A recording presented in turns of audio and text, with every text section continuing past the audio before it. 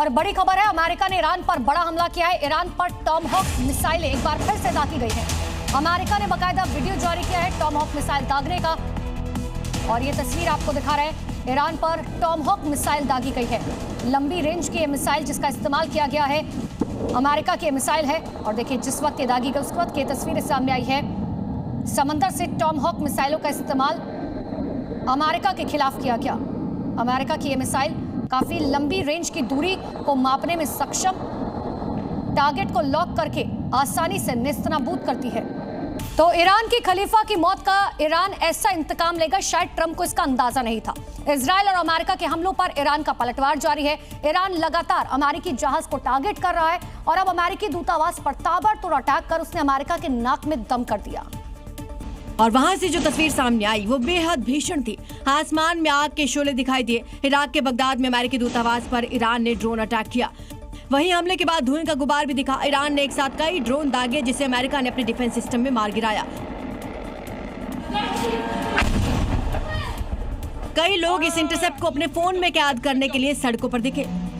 Baghdad में green zone में एक 5 स्टार आलीशान होटल को निशाना बनाया गया। ड्रोन हमले के बाद इलाके में जोरदार धमाके की आवाज सुनाई दी।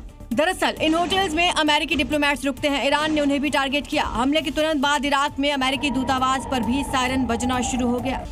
तो इराक के बगदाद में भारी किलेबंदी वाले इलाके में अमेरिकी दूतावास पर ईरान ने ड्रोन और रॉकेट से भीषण हमला किया, जिसकी कार्रवाई में अमेरिकी सी रैम एयर डिफेंस सिस्टम हवा में ही खतरों को टाल देता है।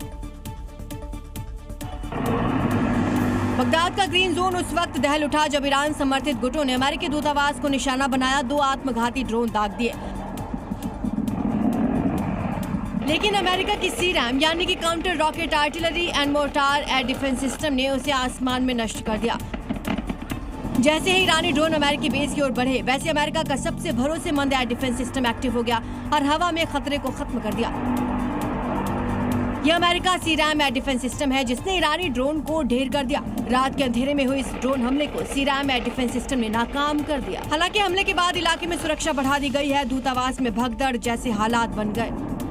तो इजरायली सेना ने लेबनान में हिजबुल्लाह के खिलाफ हवाई और जमीनी हमले तेज किए, जिसकी खौफनाक तस्वीरें लगातार सामने आ रही है।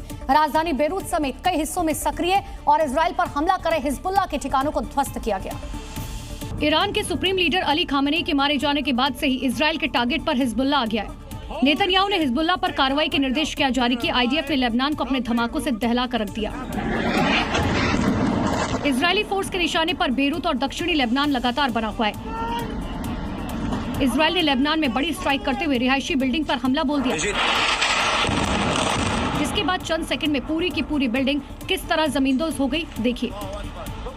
इजराइल के इस हमले से बेरूत में दहशत का माहौल दिखाई दिया। इजराइल ने दावा किया कि हिजबुल्लाह के कई महत्वपूर्ण बुनियादी ढांचों को तबाह कर दिया। इजराइल की ओर से जारी इन हमलों की वजह से हजारों की संख्या में लोग अपने घर को छोड़कर भाग गए हैं और पूरा शहर मलबे में तब्दील हो चला है। लेकिन ना हिजबुल्लाह ने अपना हमला रोका, ना ही इजराइल ने अपने हमले बंद किए। क्या दिखाएंगे?